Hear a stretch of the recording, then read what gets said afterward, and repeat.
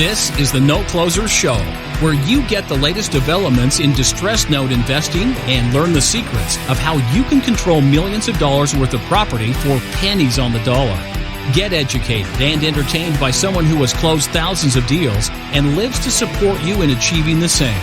Now, here's your host, CEO of We Close Notes, Scott Carson.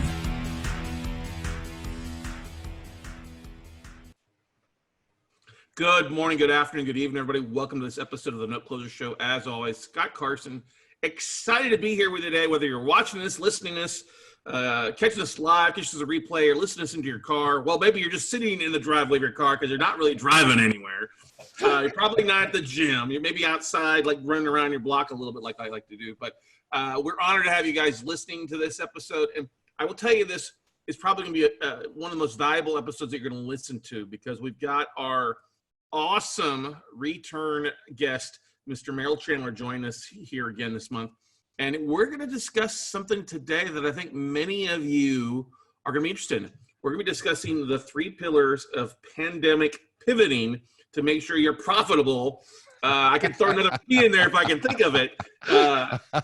Profitable pivot to find funding peace, maybe, who knows. But as always, glad to have you here from the getfundable.com and the Get Fundable podcast, our buddy Merrill Chandler. What's going on today, Merrill? Hey, Scott. I'm so happy to be here. And there are at least 7 P's in a row, right? That's the pandemic, profitability, and the pillars to make sure that you that you don't pause in your potential program and prosper. Profit.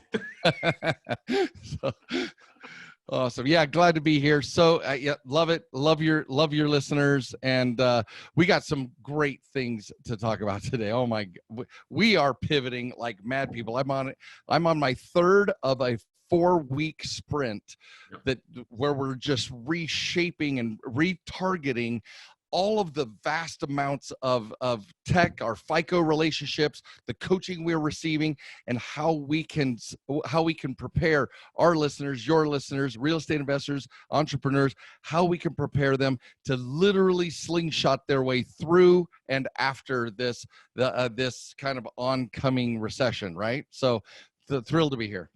Well, you just wrapped up, you just had a class this last weekend. I think you're probably our largest online class so far.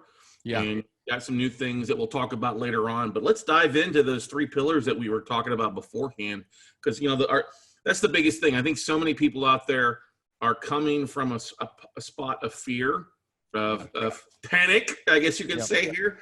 Panic. Not knowing where to go, what to do. You know, they've been laid off from work.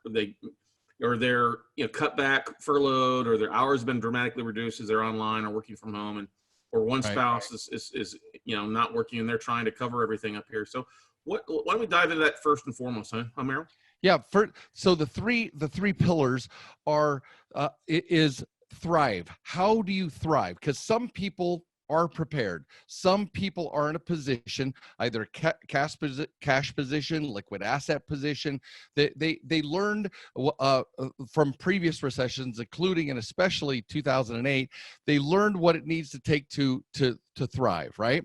And so even though this may be bigger than 2008, this reset we're going through, none of us thought for a second that it would be that it would be started or that it would be precipitated by a health pandemic, right? We all knew there was a real estate reset, but we didn't know it was going to be a complete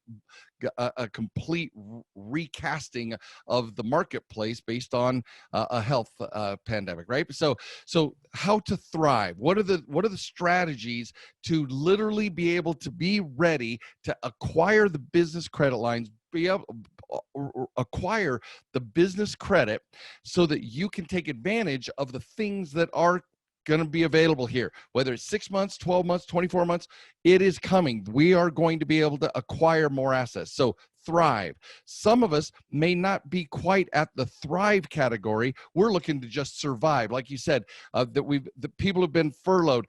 There was a new number out today that 50% of folks who have three person households that make about $37,000 a year, 50% of them have or know someone who has been laid off.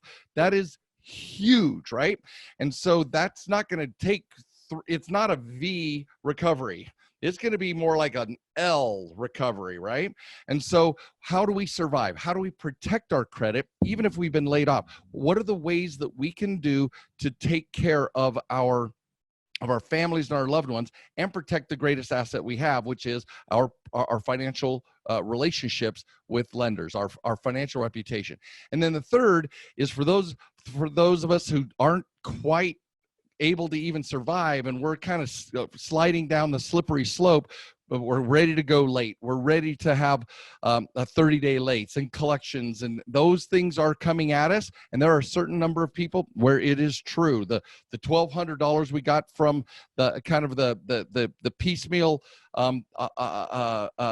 distribution, that $1,200 is not going to pay our mortgage or our rent or our car payments for more than a month, right? So if that. So we want to be able to recover. How do we do a soft landing? How do we establish ourselves in a position where we can have a soft landing and still maintain a relationship with our lenders that we can recover quickly after we get back employed, after we get back on our feet? How do we minimize the negative impact? So it's thrive, survive, or recover quickly. Those are the three pillars and I'm on a mission. We're just broadcasting this everywhere we can because we all fit in at least one of those categories.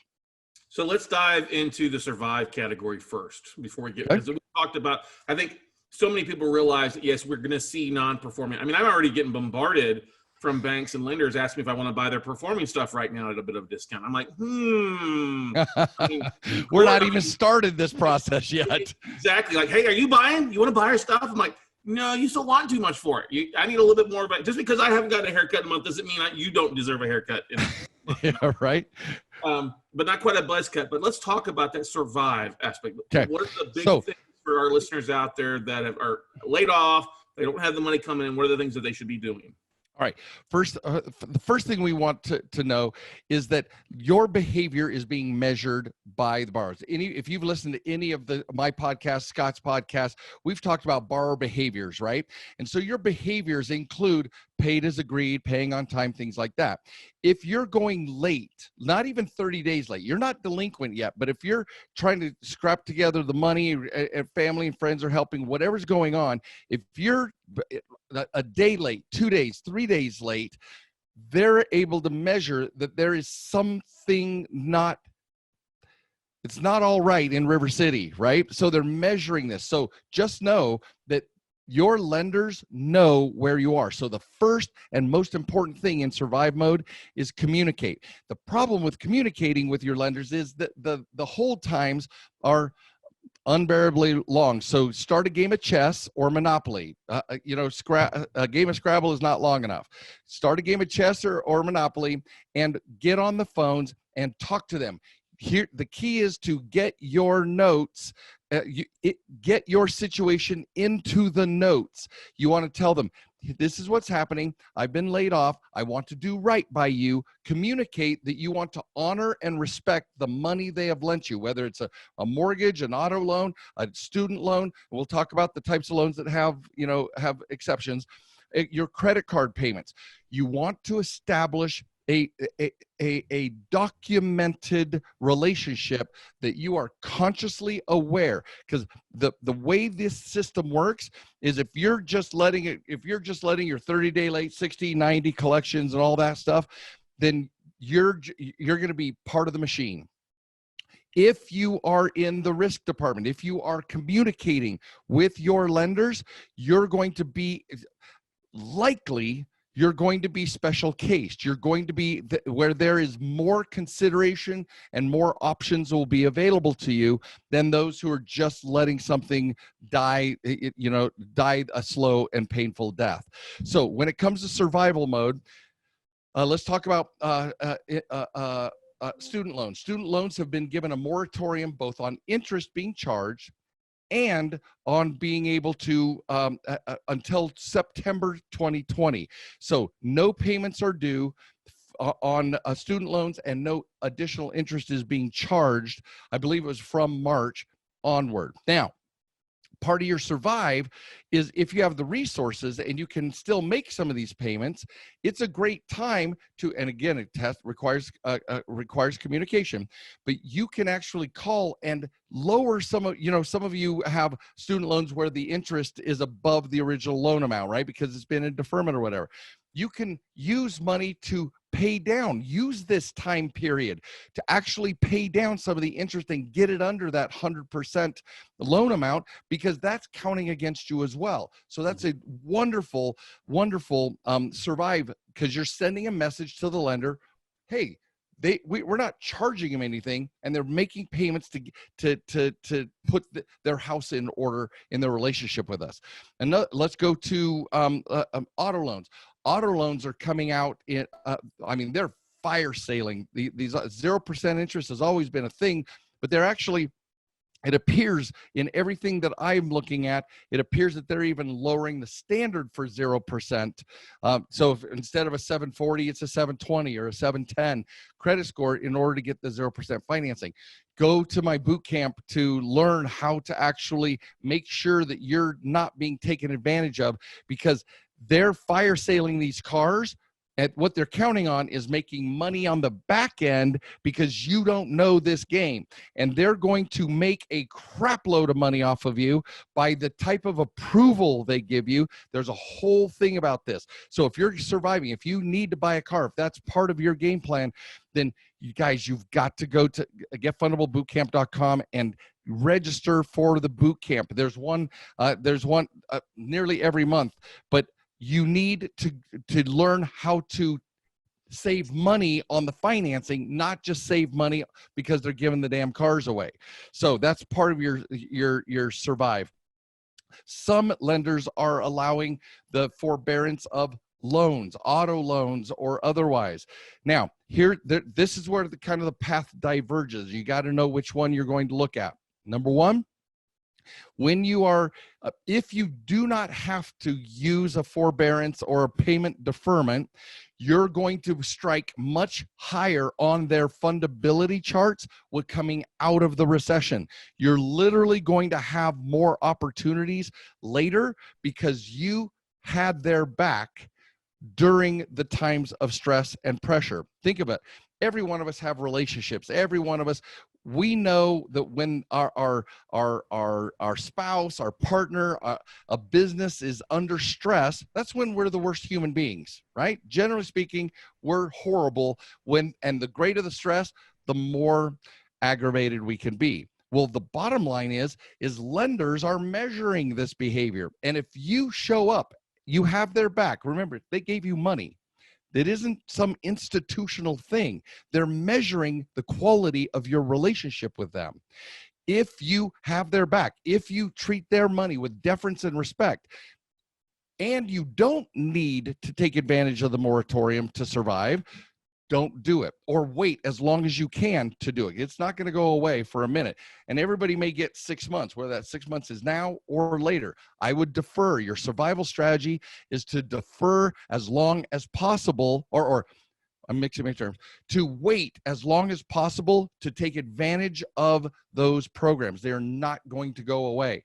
But the longer you can wait, the more you're showing your lender that you guys are partners and you're in this together. And I'm telling you, that may sound strange to something as impersonal as Chase or Wells Fargo or whatever, but the algorithm that is measuring your behavior is not impersonal. It is dialed to the nth degree about how you are showing up in this relationship. So if you can avoid the mortgage deferral or the loan deferral or any of those things, do it for as long as you can. Now, part of survival is keeping food, keeping a roof over our head and money in our pocket. So to take care of the needs of our family and our loved ones. So do execute on these offered strategies if you need to, and only you can know when that's going to be and when to use that. But your survival strategy is based. Survival now is thrival. Yes, I just invented that word. Is being able to thrive later or next. So choose wisely on how to do this. And remember, wherever you can, pay by the due date and time that the thing that your credit card, your car loan, your mortgage is due. Pay it by the due date and time, because that will continue to show that you're on it, even if the world is falling apart around you. Now, having said that, I also know people who went, who to pay their mortgage, to keep their credit good, to all those things, they gutted their IRAs, they gutted their retirement plans in 2008, and they were left destitute. I'm not saying do that. What I'm saying is come to the boot camp and find out how to navigate these waters. I've been through, this is my third big recession. I'm not even counting the dot-com crisis. That's just a oops in the market. Find out how to navigate these waters, because the more you protect your relationship now with your lenders, the more they're going to lend to you when we're coming out of this. And just like Scott was saying, they're already fire sailing properties, guys, and papers and notes. Get in a position to take advantage of this. That was a long answer to a very short question. Well, but you covered a lot. Defer the deferment as long as you can. Yes. And, forbearance are great, but deferments, that's the thing. People need to know that, hey, deferments just means that you don't have to pay for 90 days. But when you do go back in like 90 days, you got to pay the full 90 days versus a forbearance agreement. Total different philosophy. Correct. And make sure, because some of the big banks have advertised, oh yes, it's going to be, it'll say current or paid as agreed, right? I'm going to give you that. In fact, the FBC, Fair debt collection practices. No, I'm sorry. The Federal Consumer Protection Bureau. Thank you very much. FBCB. We have FPC. Whatever, yeah. Yes, the Federal the Consumer Protection Bureau literally suspended the law. Just so you know, most people don't even know. They think it's just the bureaus doing their thing.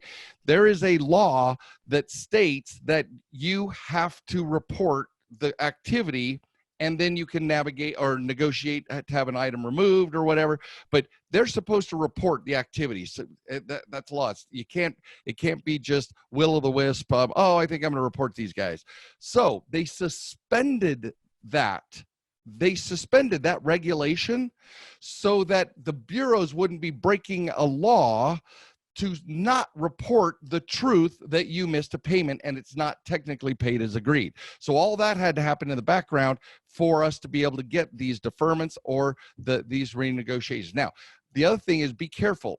Be very careful that your bank has in writing that if you take advantage of a deferment or a moratorium on the payment, is interest still accruing, and is the payment just added to the background, because that's what most of them are doing, whereas the student loans is no charges on interest and no payments, and none will be added to the back, right? So make sure what the terms are of your deferral or your moratorium.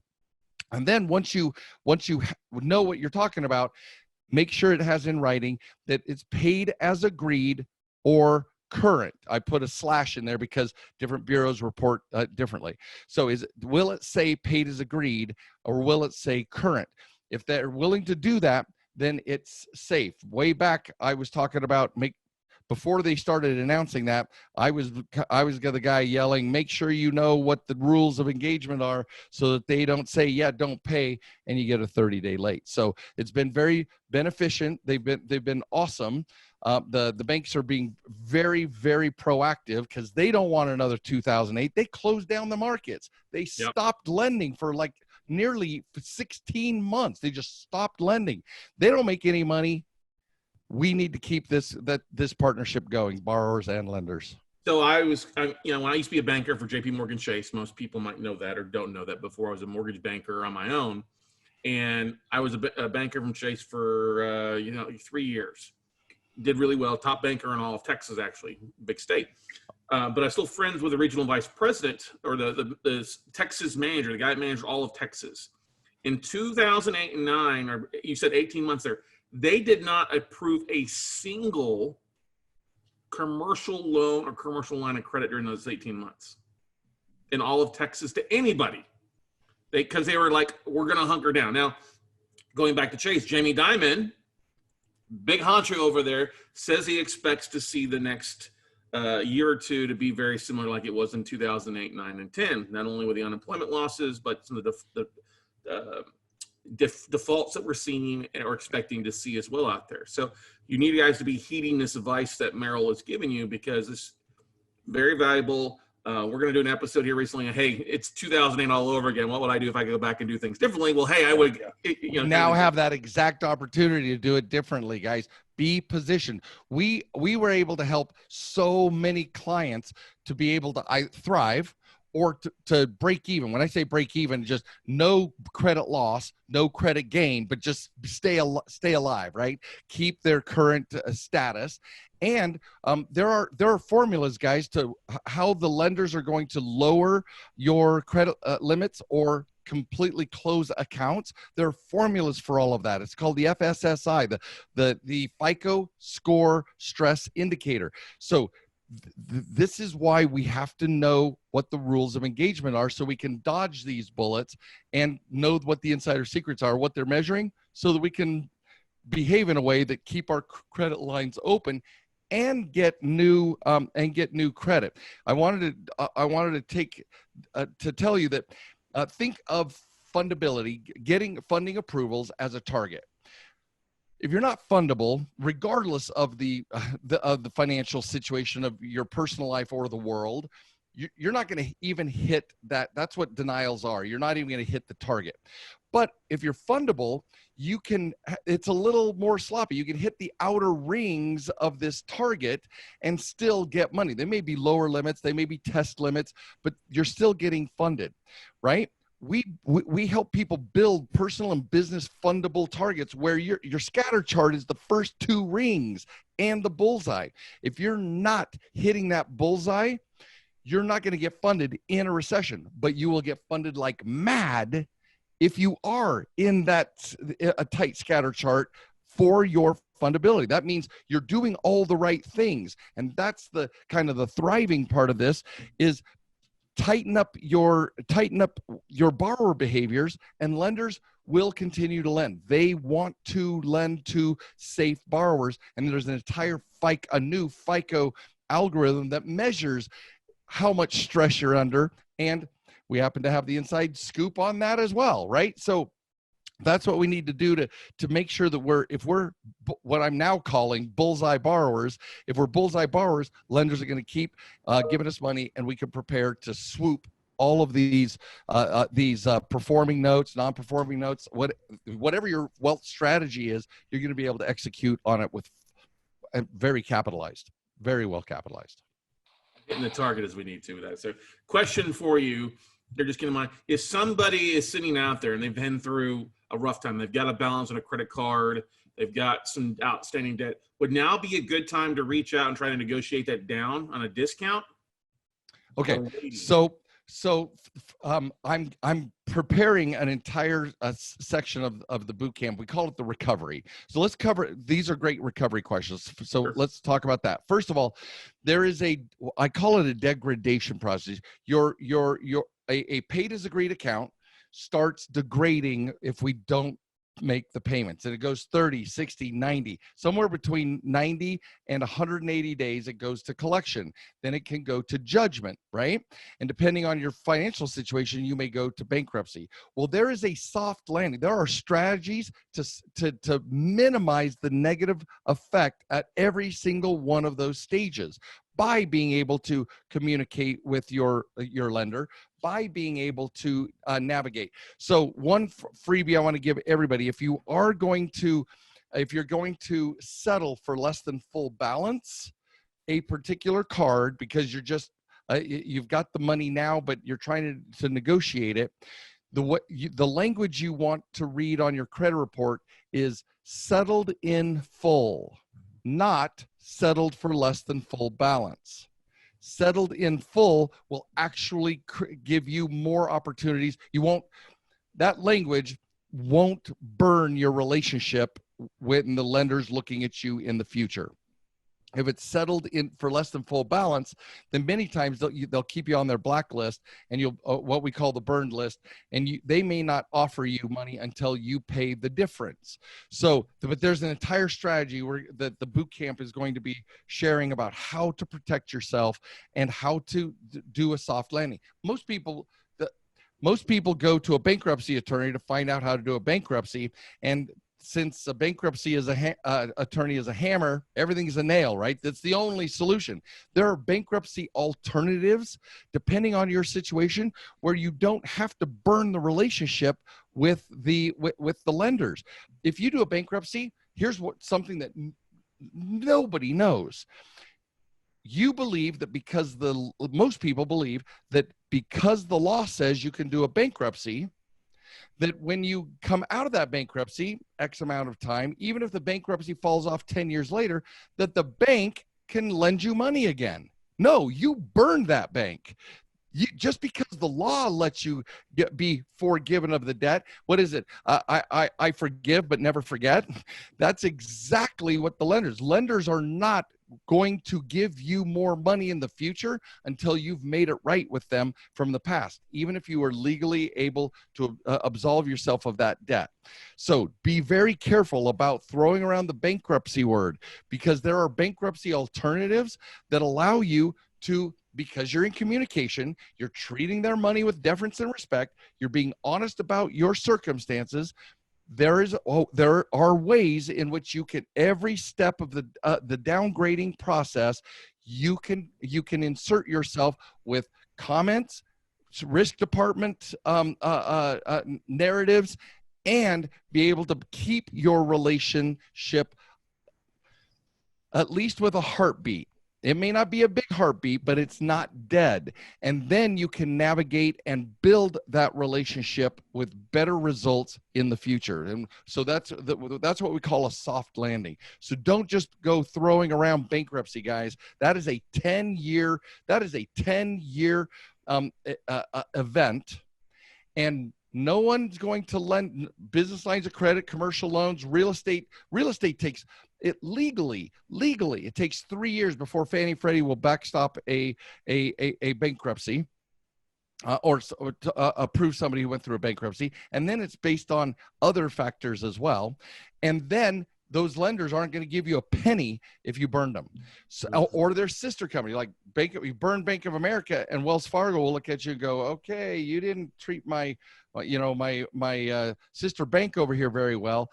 We're whitelisted, gray listed, or blacklisted. So you guys got to know where you're going to end up if you make these decisions. So be careful. Go to the boot camp, getfundableBootcamp.com, and find out what the rules are. Rules of engagement. I don't want to cast it as a war, because that's what rules of engagement usually sounds like, right?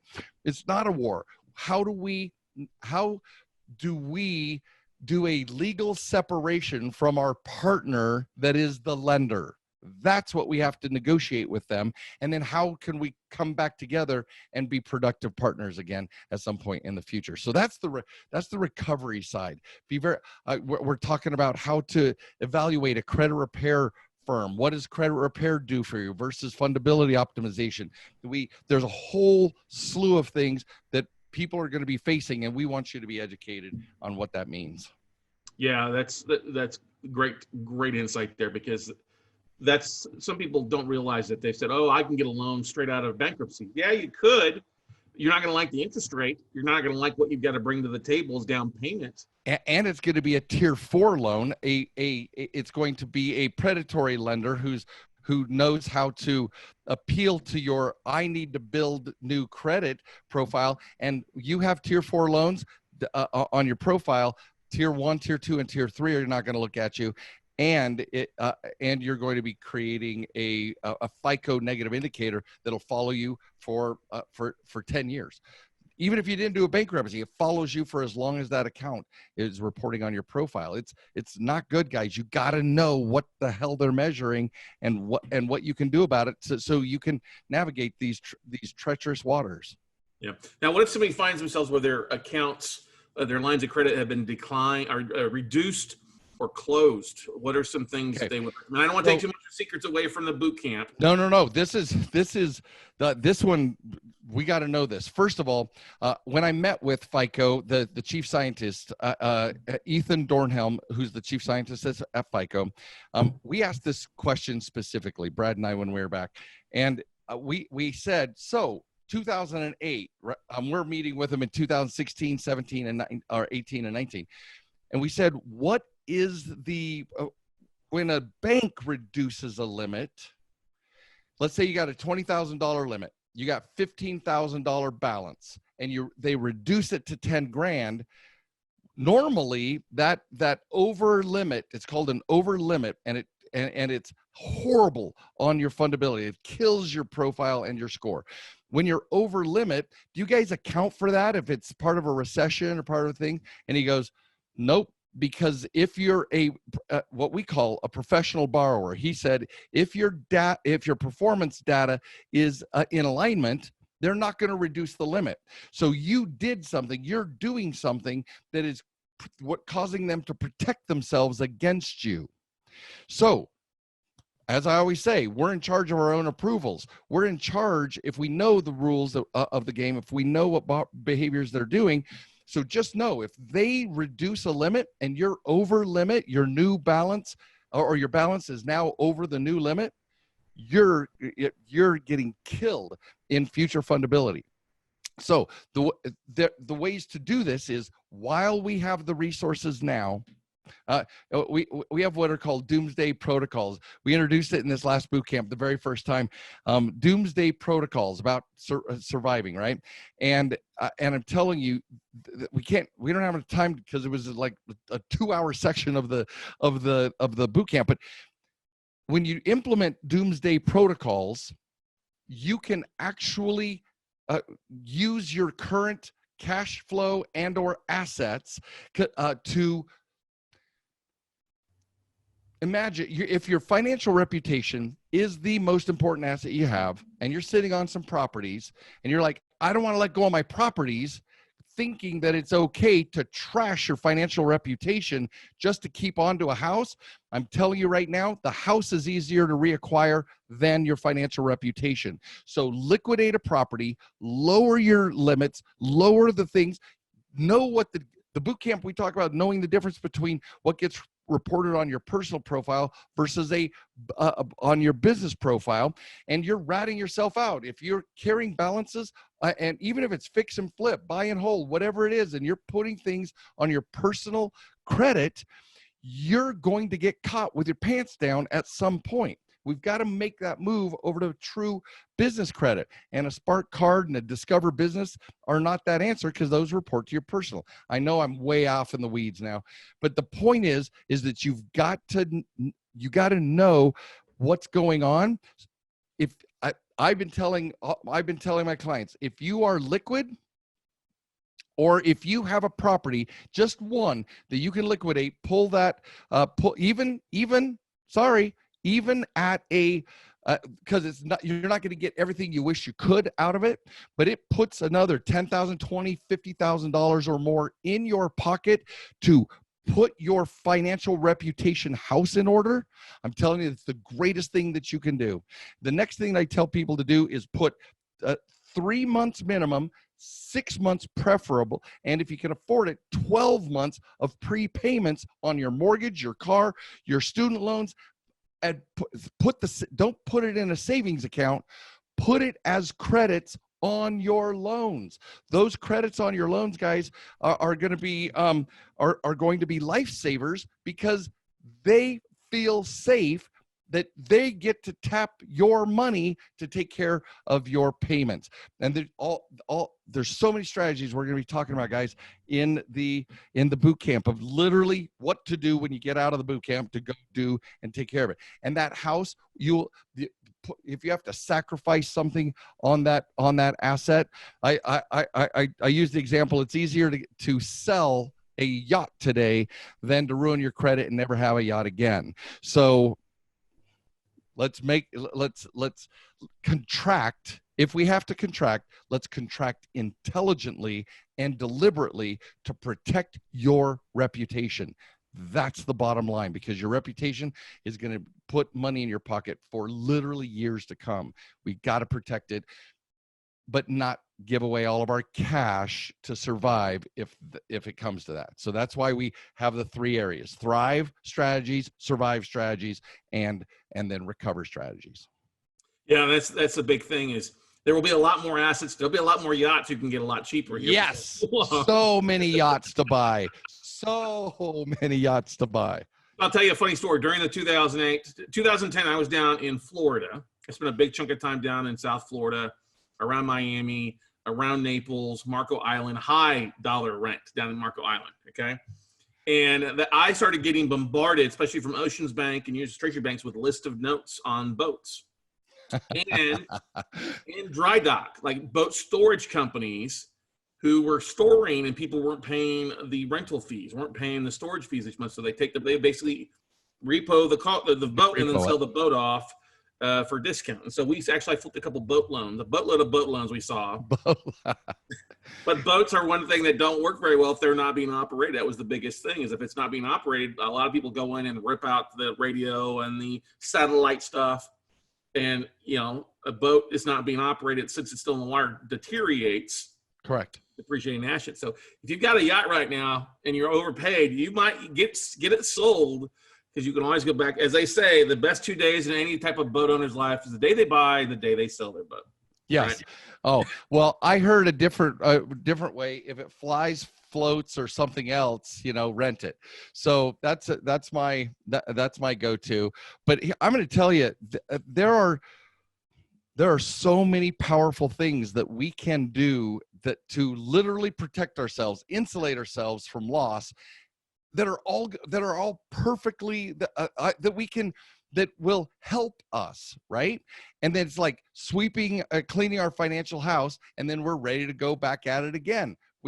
All it is a calculated retreat.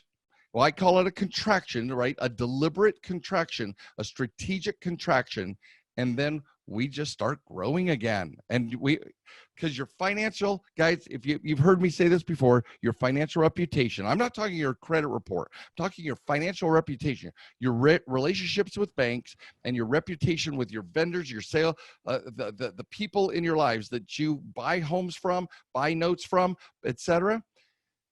Treat them with deference and respect. Communicate, and we can leverage those relationships for a massive win here over the next 2 to 5 years.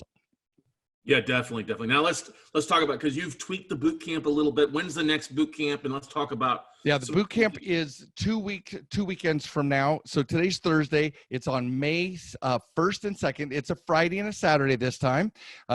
So Friday and Saturday, May 1st and 2nd.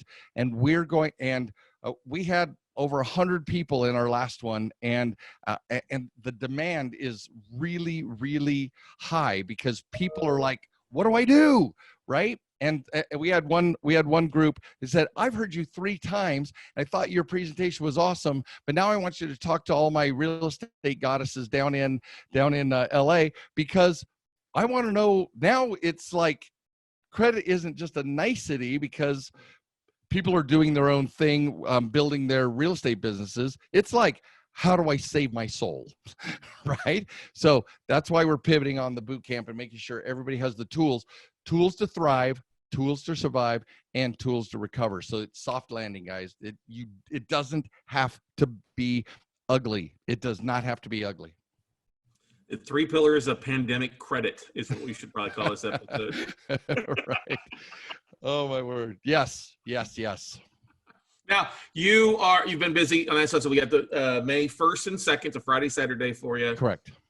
Get signed up. It's an online there. Yeah. GetFundableBootcamp.com. GetFundableBootcamp.com. Yep, it's a great website there for you to go there. What's been the problem? Has there been any surprises that have popped up? And I thought of something the other day, and last night that I wanted to ask you about today. Is a couple months ago, J.P. Morgan Chase forgave and closed all their credit cards for their Canadian clients.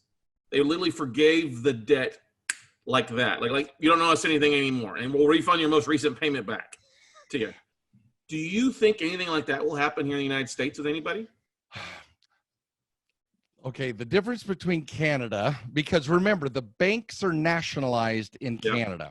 Chase is basically on, it's like there's a mama bear and there's an elk coming in to forage in the same woods, right? So, the weird metaphor. So, I believe that was part of the structure because, first of all, it's a write-off for Chase. And Chase is going to be able to not pay taxes for however many millennia with these kind of moves, right? Because the money was lent from the United States, but to folks who are spending it mostly in Canada. So I do not know if that's going to occur here because our banking system is not nationalized.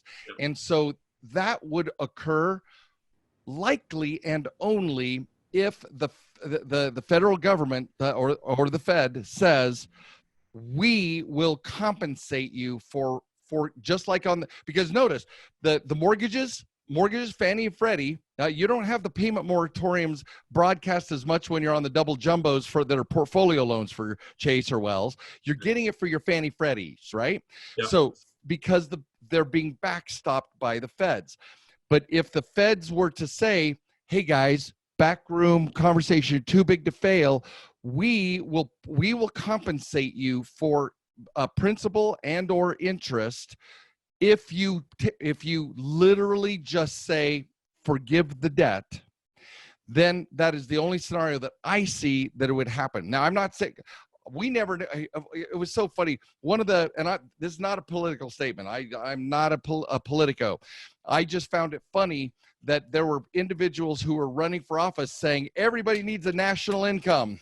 And then 1 month later, a pandemic sweeps the country, and now we have a national income, either through business or at least a one-time, and people are actually saying we need to do this for several months in a row, right? So neither here nor there, but I find it interesting that our entire national perspective will change based on keeping everybody afloat and in the game. Because if people are not spending, that part of the reason why we've never hit the depression level, the aggravation of the depression level wasn't just the same percentage loss in the markets. It's that our ability to communicate, travel, move, we are so much more connected that we can rebound more. I can make a call or get online to Amazon and buy a new thing today over yesterday and keep things moving. Back then it was literally cars and food, and it was an agrarian society, and we were not connected at all. So that's why it was a true L recovery, right? It was just long, and we had to go to war to get out of that one.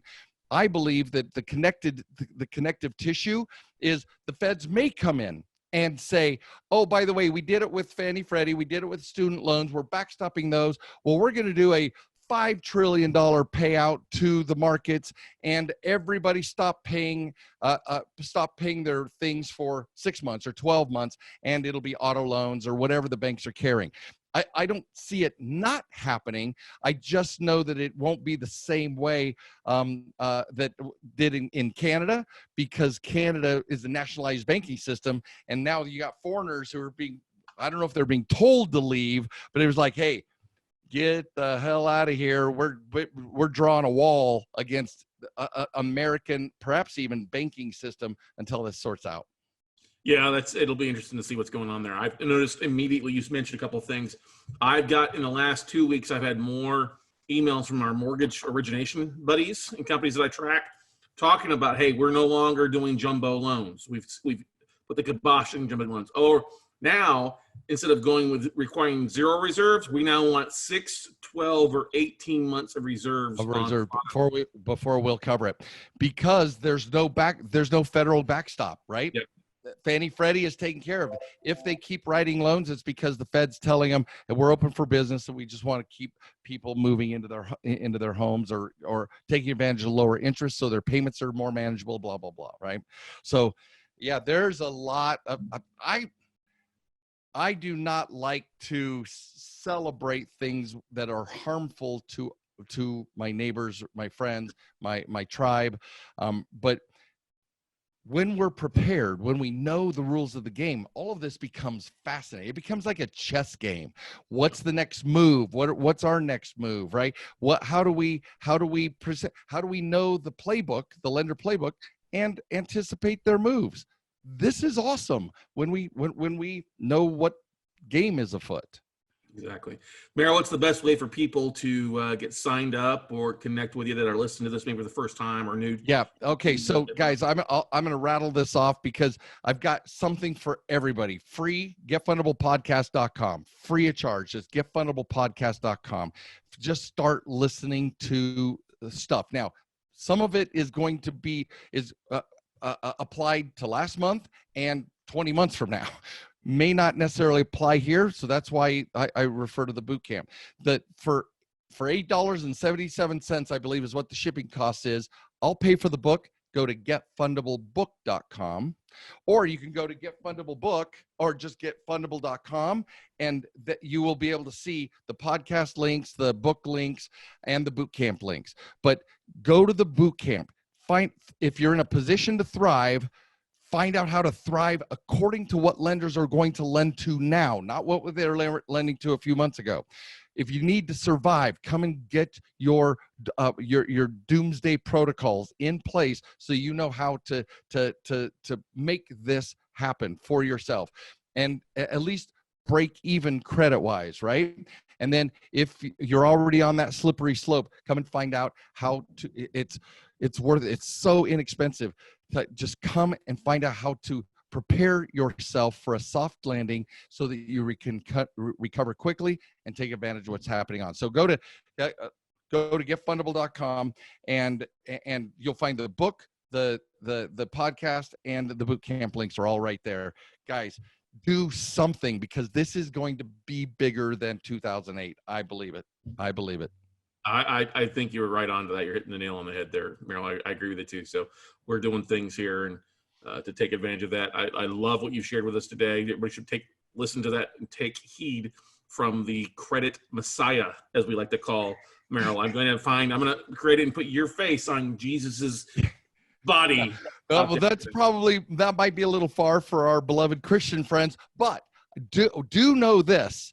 Do know this, that Messiah or not, credit, your fundability is your salvation financially in this world. So do prepare to take care of that, guys. Just make sure that you're ready. This is we keep around the office, we call it the zombie apocalypse, right? And so hey, just make sure you know how to thrive, survive, and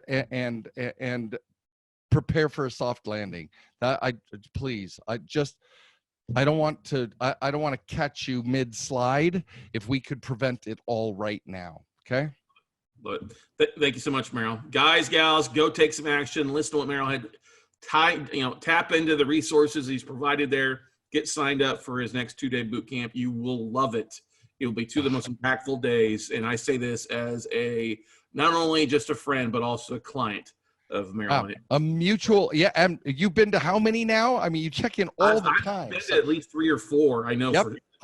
I love it. And they're never the same, guys, because this is a moving target. What FICO's measuring here, what lenders are funding here, what's going to save your skin, it depends on where you are in the spectrum. So let's find out where you are and then solve that. Exactly, guys. So go check it out, getfundable.com. Guys, gals, thanks for listening, and we'll see you all at the top, everybody. Bye. Thanks, guys.